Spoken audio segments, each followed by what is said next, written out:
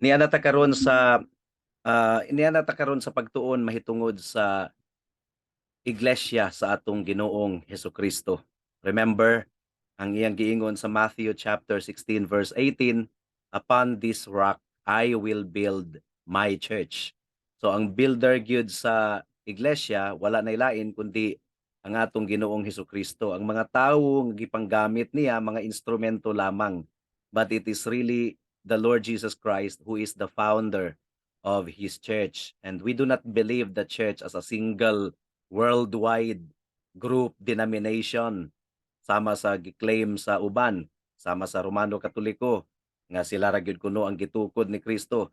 We believe that the church is universal in a sense that it is composed of true believers in the Lord Jesus Christ regardless of what group a certain local church belongs.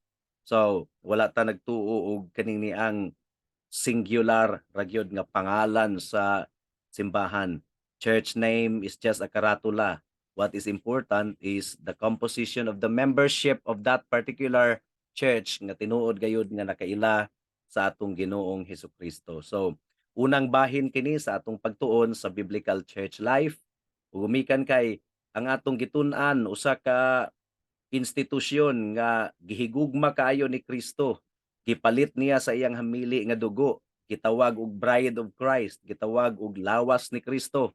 Mao nga ato gyud kining mahalon gumikan kay ang iglesia sa Ginoo iya gayod nga gihigugma iyang gimahal, gipalit niya sa iyang hamili nga dugo. Magampo kita og atong pangayoon sa Ginoo ang tabang sa dili pa kita magpadayon. O labing gamahanan nga Dios, salamat kaayo sa kahigayunan nga imong gihatag kanamo karon nga among matun-an ang mahitungod sa imong iglesia. Ug tabangi kami o Dios nga amo kining ikinabuhi ang kining kahibalo nga among maangkon gikan sa imong pulong ug hinaot nga imong pagatukuron ang imong lig-on nga iglesia sa dakbayan sa Iligan. Ug salamat o Dios gumikan kay gigamit nimo ang mga yano, mga ordinaryo nga mga tawo susama kanamo. Kinsa ba kami? Wala gyud mi ikapanghinambog sa imong atubangan. Kung gigamit mi nimo o Dios, grasya ra gyud kini tanan. Salamat. In Jesus name we pray. Amen and amen. Okay, so we study at this moment the biblical church life ug ang tumong sa atong pagtuon mao nga aron ipasabot ang konsepto sa bag-ong tugon mahitungod sa kinabuhi sa sulod sa iglesia ug ipakita ang pagkamahinungdanon niini alang sa tanang tinuod nga Kristohanon. So nabahin kini sa duha ang atong tumong sa pagtuon no. Una, ang konsepto sa bag-ong tugon mahitungod sa iglesia atong tun-an gayod. Unsa gayod ang gitudlo sa bag-ong tugon mahitungod sa iglesia? How is it organized? How is it functioning as a living organism before God? And then atong ipakita nga ang church membership, ang paghimong kabahin sa usa ka iglesia dili kini optional mga kaigsuunan. Dili kini optional. Ang giingon sa Ginoo, upon this rock I will build my church. So, if you are in Christ and you do not want to be part of His church, questionable gyud kay na mga kaigsuunan. Kay kung dunay usa ka grupo or usa ka pamilya or usa ka organisasyon nga si Kristo mismo ang nagtukod, iglesia na na. Ug kun muangkon ka nga kabahin ka ni Kristo, unya dili ka mahimong kabahin sa iglesia, dili nimo buot nga mahimong kabahin sa iglesia, questionable gayud kung tinuod ba gayud nimong nailhan ang atong Ginoong Hesukristo. Kay ang atong Ginoong Hesukristo iyag yung gihatagan og dako kaayong bili ang iyang lawas. Gitawag niya kini og Bride of Christ. Gitawag kini og Body of Christ. If you belong to Christ, you want to become part of His church. Giluwas kita ni Kristo aron idugang sa iyang panimalay, aron idugang sa iyang iglesia ug ato kining konsultahon ang mga bersikulo sa Biblia mahitungod niini. So, ang tumong sa atong pagtuon, aron ipasabot ang konsepto sa bagong tugon mahitungod sa kinabuhi sa sulod sa iglesia ug ipakita ang pagkamahinungdanon niini alang sa tanang tinuod nga mga Kristohanon. And by the way, gigamit nato ang pulo nga iglesia pero dili kita ah, tumong niini sa INC, sa iglesia, sa grupo ni Manalo. That's not what we are talking about. Iglesia comes from the Greek word ekklesia. Ang but pasabot ni ining ek, out of. Ang kaleo, but pasabot, called, gitawag. So ang iglesia taken together, it means called out of the world. Out of the world. So mo kana ang but pasabot sa iglesia, dili ang katungtuang gitukod ni adtong 1914 diri sa Pilipinas unya ilang gamit ang pulong nga iglesia. Now, ang New Testament Biblical Church ang atong gihisgutan niini, dili ang iglesia nga natukod diri sa Pilipinas niadtong 1914. Ang kinabuhi sulod sa komunidad usa na kini ka mahinungdanong bahin sa tanang katawhan. Doon na kitay saying nga no man is an island. Kay tinuod baya, no man is an island, dili pwede ang usa ka tawo nga magkinabuhi nga nag-inusara sa tibuok niyang kinabuhi. That is impossible. Ang kinabuhi sulod sa usa ka komunidad kabahin sa kinabuhi sa tawo. And that is the reason kung nganong kabahin kita sa atong mga purok activities sa atong barangay. That is the reason also nga kabahin kita sa kahugpungan, mga organizations. Now, kung kini nga mga kahugpungan sa katilingban niining kalibutan na importante sa atong kinabuhi, mga homeowners association, bisag neighborhood association, hingsamot na ang kahugpungan sa mga nakaila sa Ginoo. Sa susamang paagi, adunay gitukod nga komunidad ang Dios alang sa mga Kristohanon. Ug mahinungdanong focus kini sa plano sa Ginoo. Kung atong tun-an ang plano sa Ginoo sa Biblia, ang focus gayod sa iyang plano nga tigumon niya ang iyang mga katawhan nga linuwas, nga iyang giluwas, tigumon niya sa usa ka iglesia, ang iglesia sa bag-ong tugon. Tigumon niya sa usa ka community.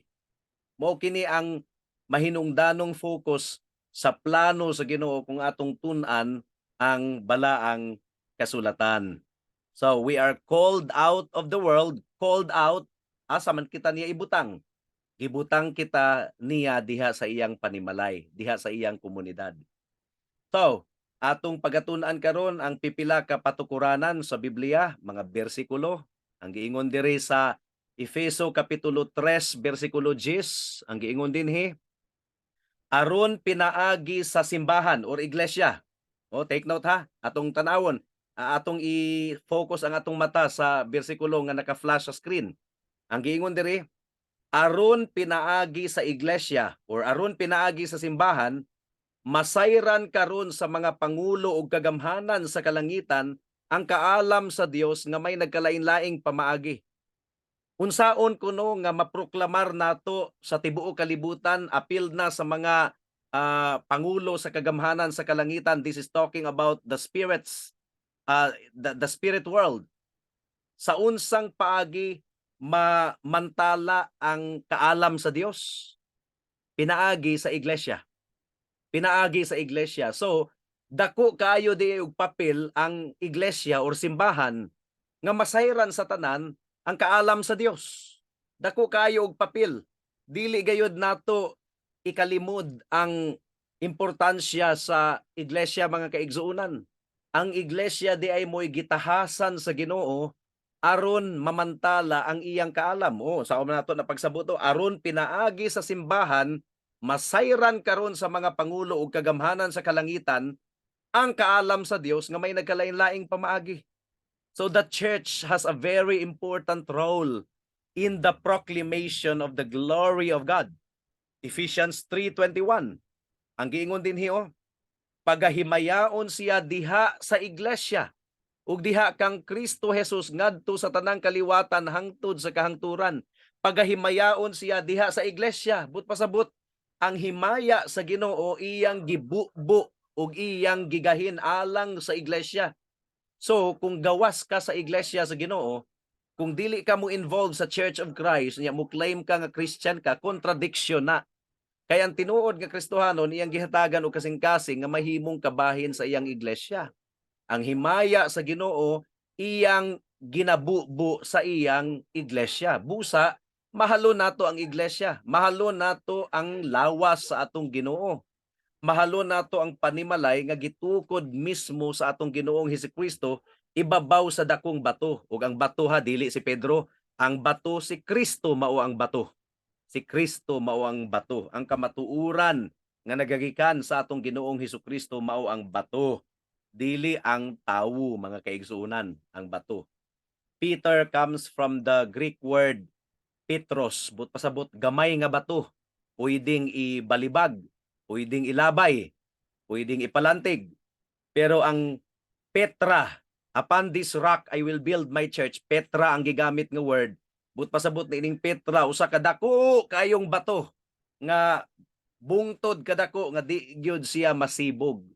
And that does not describe Peter. Si Peter gani iyang gilimod ang atong Ginoong Hesukristo katulo ka higayon. Yo dali ra siya kaayo mo react, dali ra kaayo siya mo bungat og mga saad nga dili niya mahimong barugan. Gitawag pa man gani siya ni Kristo og Satanas. So the church is not built upon Peter. Ngabot pasabot small stone nga paling-paling.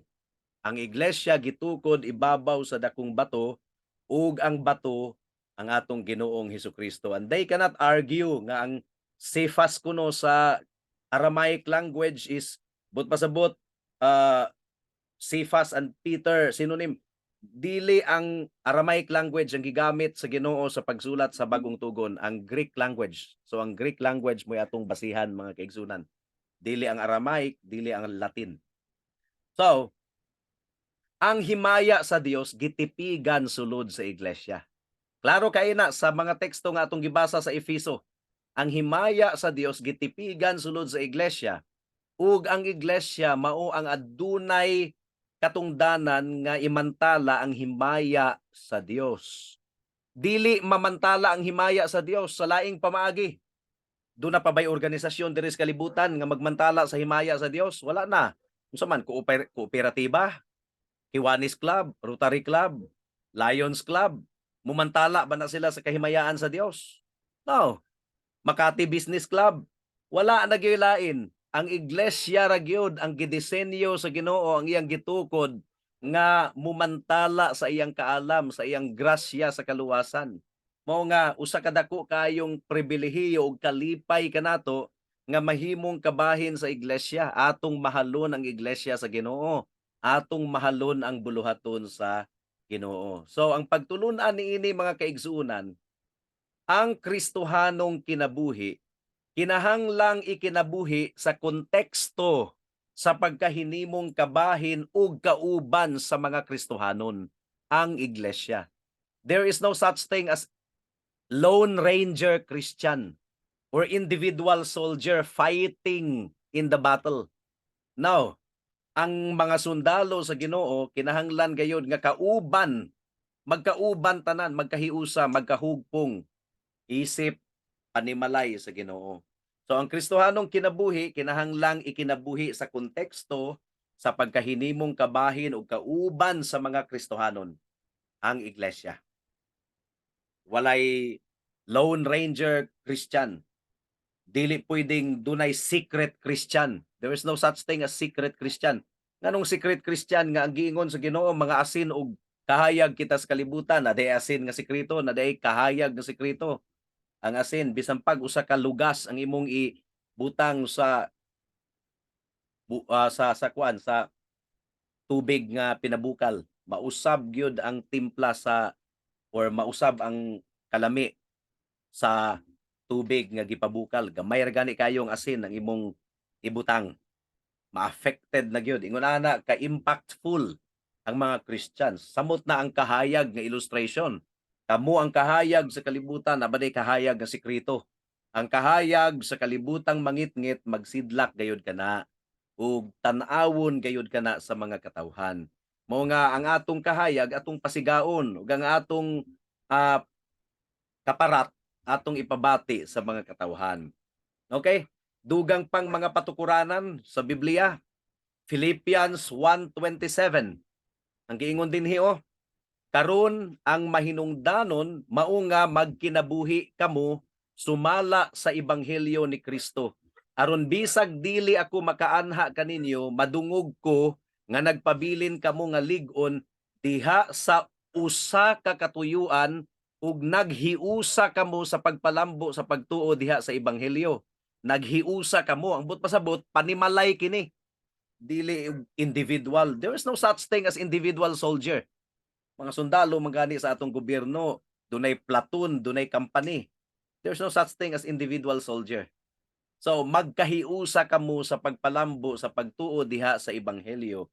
And this does not refer to an individual person but to a group, to a family. Okay?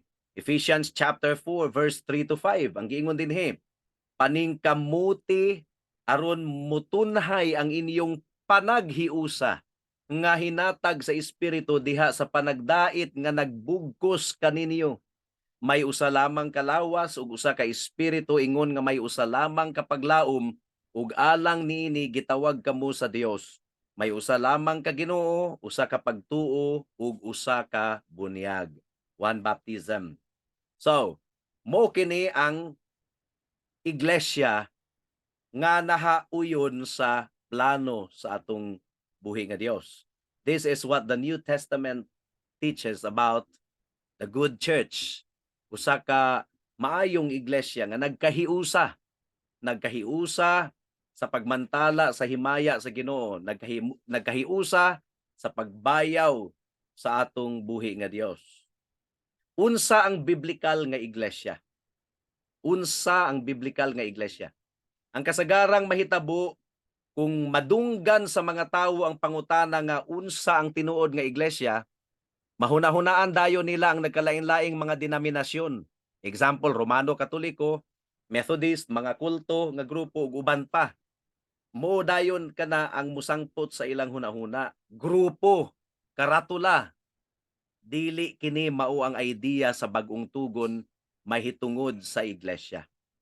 Ang iglesia mao ang lokal nga panagtigom nga nakabaton sa mga elemento sa usa ka iglesia sumala sa gipadayag sa Biblia. So, ang iglesia usa kini ka lokal nga panagtigom nga kung atong tun-an ang mga elemento niini nga panagtigom, mga elemento sumala sa gitudlo sa Biblia mahitungod sa iglesia. So ang pangutana, unsa man kini nga mga elemento? Unsa man kini nga mga elemento? What are the elements of a biblical church? Kinahanglang masayra nato kini nga mga elemento because we do not want our church to be unbiblical. Dili ta buot nga ang atong iglesia dili biblical. We want to become a biblical church. So, we have to study the elements according to the scriptures concerning a biblical church. Una nga elemento is membership, mga miyembro. Kinsa ang dawaton nga miyembro sa iglesia? Okay? Kinsa ang dawaton nga miyembro sa iglesia? Sa Romano Katoliko, mga kaigsuunan, kung gipakatawo ka sa mga ginikanan nga mga Romano Katoliko ug kung mabunyagan ka na, ang tawag nila ni ana nga ritual christening, member na kuno ka sa church. So muna ang pamaagi sa membership sa Romano Katoliko. Anak ka sa Romano Katoliko nga mga ginikanan, unya nabunyagan na ka, na-christened na ka. So automatic Kristohano na kunuhay ka. Membro na ka sa iglesia. Mga ang kanang ilang mga cake, welcome to the Christian world. Ang bunyag ang makapakristohanon sa usa ka tawo, ang pagwisik-wisik og tubig mao ang makapakristohanon sa tawo. That's not what the Bible teaches. Mahimong kristohanon ang tawo kung siya maghinulsol sa iyang sala ug mutuo lamang kang Kristo ingon nga iyang Dios ug manluluwas. Dili kana mahimo sa usa ka puya nga bata. Now, kasagaran nga mga simbahan.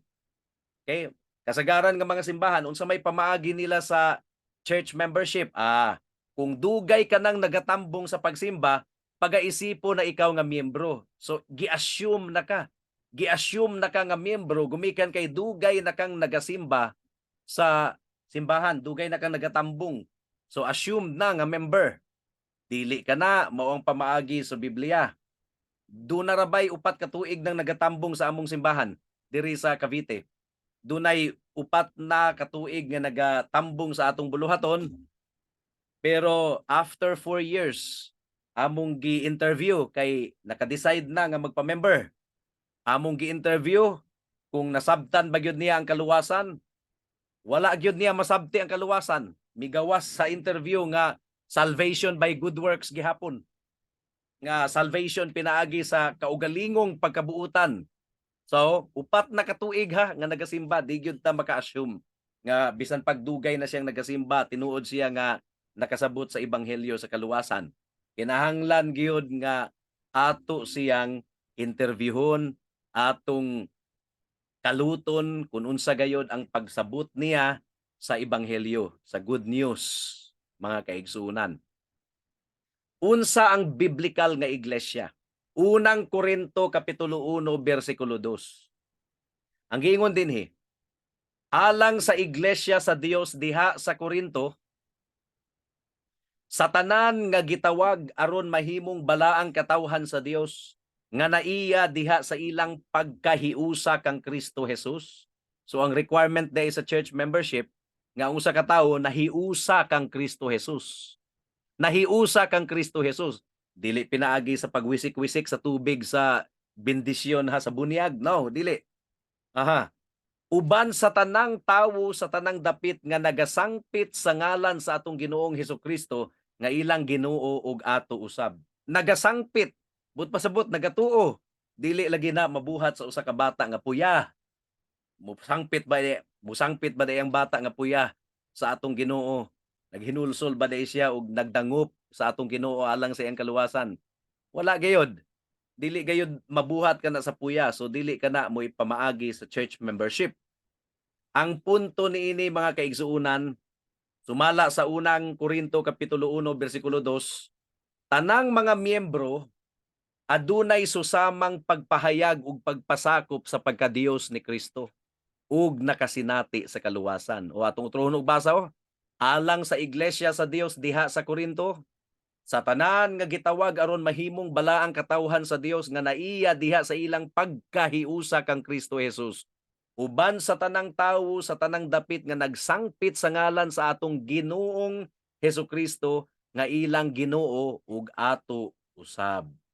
So ang doktrina niini mga kaigsuunan, ang mga natawo lamang pag-usab, ang mga na-born again lamang, ang mga natawo lamang pag-usab mao ang pagadawaton nga miyembro.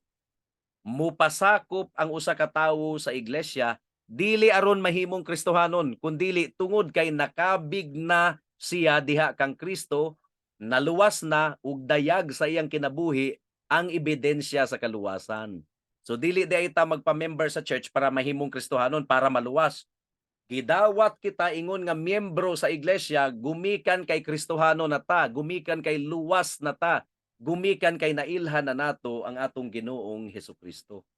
So ang hagit niini mga kaigsuunan, mao ba kini ang paglarawan sa atong iglesia? Kung nakabig na ikaw diha kang Kristo, nakita mo ba ang importansya sa church membership? Nakita mo ba ang importansya sa church membership? Again, kung atong hinumduman ang grupo nga atong gigikanan, dili ingon ini ang pamaagi sa church membership. Gi-assume na nga member ka, ipa-confirmation class na lang, gumikan kay natawo ka ni ana nga grupo, mura gi-assume na lang, so i-confirm na lang. No, kinahanglan gayud nga mag-evangelize ta kanunay kung tun-an ninyo ang pamaagi nato sa pagwali sa pulong sa Ginoo, duna gyud tay evangelistic application nga gidugang. Gumikan kay dili kita maka-assume nga ang atong mga anak porke nagtubo sila sa buluhaton, Kristohano na sila automatic. No, they have to be given evangelistic challenge, including our visitors also. ang iglesia nga kanunay nag-evangelize bisan pa sa ordinaryo nga pagpangwali, mutubo gayud kana nga iglesia. An evangelistic church is a growing church. Ato kanang hinumduman mga kaigsunan. Paagi sa pagdawat sa mga miyembro, oh, atong tun-an ang paagi giunsa pagdawat sa church didto sa Jerusalem kang Pablo ingon nga miyembro. Remember si Pablo ha, mangluluto sa iglesia, niya nakabig siya, gusto niyang magpamiyembro sa church dito sa Jerusalem. Gusto niyang mahimong kabahin dito, gidawat ba siya automatic? Wala gyud siya gidawat automatic. Atong basahon. Acts chapter 9 verse 26 hangtod sa 30. Ang giingon dinhi, miadto si Saulo sa Jerusalem ug misulay pag-apil sa pundok sa mga tinun-an. Apan wala sila mutuo nga usa na siya katinun-an, busa nangahadlok silang tanan kaniya. Apan si Bernabe mitabang kaniya ug gidala siya ngadto sa mga apostoles. Gisaysayan sila ni Bernabe mahitungod sa pagkakita ni Saulo sa Ginoo didto sa dalan ug nga nakigsulti kaniya ang Ginoo. Iya usab silang gisuginlan sa maisugon nga pagwali ni Saulo sa ngalan ni Hesus didto sa Damasco. Busa mitipon si Saulo kanila ug milibot sa tibuok Jerusalem nga maisugong nagwali sa ngalan sa Ginoo. Nakigsulti ug nakiglantugi usab siya sa mga Hudiyo nga Grego ug pinulungan apan nangita silang paagi sa pagpatay kaniya. Sa pagkasayod niini sa mga kaigsunan, gidala nila si Saulo ngadto sa Caesarea ug gipaadto sa Tarso. Ang punto niini mga kaigsunan, importante kini atong basahon. Ang punto niini, ang pagdawat isip miyembro usa ka voluntaryo nga pagdawat sa iglesia pinaagi sa gipahayag niya nga pagtuo. Remember si Pablo, voluntaryo siya nga gustong moapil sa buluhaton didto sa Jerusalem. Nahadlok ang mga tawo nga dawaton siya kay basin og espiya, basin og peke. Mao nga gi-interview si Pablo ni Bernabe, ni Barnabas, gi-interview. Ug sa nadunggan nila ang testimonyo ni Pablo, nadunggan nila nga giunsa niya pagkaila sa atong Ginoong Hesukristo didto sa Damasco, ay ra nila gidawat si Pablo. Timan-i, ay ra gidawat si Pablo sa simbahan sa Jerusalem niadtong napamatud-an na nila nga magtutuo na gayud siya. Sumala sa pagpamatuod ni Barnabas. So, dili dayta basta-basta mudawat og church member porket dugay-dugay na nga nagatambong sa buluhaton. Kinahanglan gayod nga atong sutaon kung tinuod na bagayod nga nailhan niya si Kristo, kung tinuod na bagayod siya nga luwas. So, doon na gayoy interview. Si Pablo gani ilang gi-interview, ilang gipaminaw ang testimonyo, ang iglesia pod sa Ginoo sa Iligan, sa Cavite, sa bisag asang dapit, kinahanglan nga careful sa pagdawat sa mahimong miyembro sa iglesia. Efeso kapitulo 4 bersikulo 13 hangtod sa 16. Hangtod magkahiusa kitang tanan diha sa pagtuo ug sa atong kahibalo mahitungod sa anak sa Dios. Unya mahingkod kita sama sa kahingkod ni Kristo. Dili na unya kita sama sa mga bata nga maanod-anod sa mga balod ug mapadpad ngadto nganhi sa nagbalibali nga hangin sa pagtulun-an sa malimbungong mga tawo nga magpasalaag sa uban pinaagi sa mga tanghaga nga ilang binuhat. Kinahanglan hinuong mutubo kita sa tanang paagi ngadto kang Kristo nga mao ang ulo pinaagi sa pagsulti sa kamatuoran uban ang gugma. Diha kang Kristo magkahaom ang tanang mga bahin sa lawas ug magkadugtong ang tibuok lawas pinaagi sa tagsa-tagsa kalutahan niini. Busa kun mulihok ang tagsa-tagsa kabahin sumala sa katungdanan niini, ang tibuok lawas mutubo ug mulig-on sa iyang kaugalingon pinaagi sa gugma. Mao kini ang biblical church life. Ang Kristohanon nga giluwas sa Ginoo dili magpabiling nag-inusara. Kinahanglan gayod nga idugang siya sa lawas ni Kristo. So atong hatagan og importansya ang iglesia, dili kini optional. Dili kini optional. Una nga sa matag panagtigom nato kada Domingo mga kaigsuonan, kada Sabado or unsa pang mga assigned day nga magtigom kita bisan pa sa prayer meeting every Thursday. Kinahanglan gayud nga atong atindiran kana. Dili ta mo absent, dili ta absinos. Gumikan kay ang kabubuton gayud sa Ginoo nga mutubo kita nga magkadungan together, 'di ba? Magkahiusa kita. Sa ang tibuok lawas mutubo ug mulig-on sa iyang kaugalingon pinaagi sa gugma. So, ang Hebrews chapter 10 verse 23 to 25, ang usa ka Kristohanon nga gipasagdahan ang church attendance. Now you see, now you don't. Questionably gid na kay sa nga tanan kay ang disenyo gayud sa Ginoo sumala sa Hebrews 10:23 to 25. Ang giingon dinhi magpabilin kitang malig-on sa paglaom nga atong gihuptan kay makasalig man kita sa Dios nga tumanon gayud niya ang iyang saad. Magdinasigay kita sa pagpakita sa gugma ug sa pagbuhat sa maayo. Dili nato undangon ang batasan sa panagtigom sama sa gibuhat sa uban. Dili kuno nato undangon ang batasan sa panagtigom sama sa gibuhat na sa uban. So bisan pa sa una problema na di ay. Naa di ay uban nga nahimo nilang batasan nga absinot sa panagtigom. Dili nato undangon ang batasan sa panagtigom sama sa gibuhat sa uban, makaguol kayo hunahunaon. Hinuon magdinasigay kita, ang sumpay sa verse 25. Hinuon magdinasigay kita labi na kay nasayod kamo nga hapit na moabot ang adlaw sa pagbalik sa Ginoo. So mo kana ang gipadayag sa pulong sa Ginoo. Timan-i, mahinungdanon ang ministeryo sa pagtudlo.